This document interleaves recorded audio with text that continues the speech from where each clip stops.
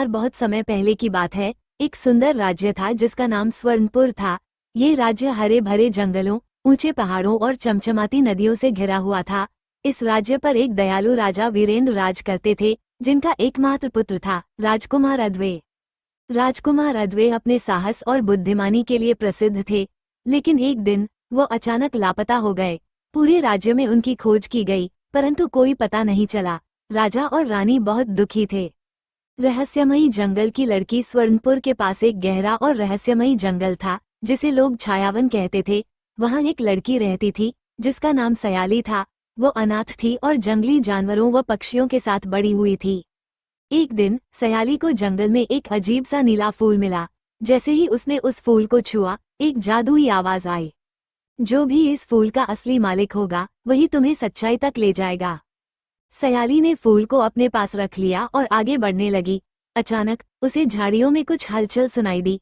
जब वो पास गई तो उसने देखा कि एक युवक घायल अवस्था में पड़ा था।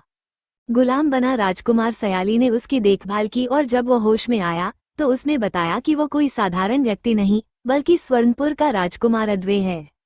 मैं एक दुष्ट जादूगर विश्वगुप्त के जाल में फंस गया था, अध्वे ने कहा। उसने मुझ पर काला जादू किया और मुझे अपना गुलाम बना लिया। मैं किसी तरह वहां से भागा, लेकिन उसकी शक्ति अब भी मुझ पर हावी है। सयाली ने नीला फूल निकाला और उसे अध्वे को दिया। जैसे ही अध्वे ने उसे छुआ, जादूगर के काले जादू का असर खत्म हो गया। वो पूरी तरह स्वस्थ हो गए और पहले से भी ज्यादा शक्तिशाली महसूस करने लगे। अंतिम युद्ध और न्याय। राजकुमार अध्वे और सयाली ने मिलकर विश्वगुप्त के महल पर आक्रमण किया। सयाली ने अपने जंगल के मित्रों शेर, हाथी और पक्षियों की मदद से विश्वगुप्त की सेना को उलझाए रखा, जबकि अध्वे ने जादूगर से युद्ध किया।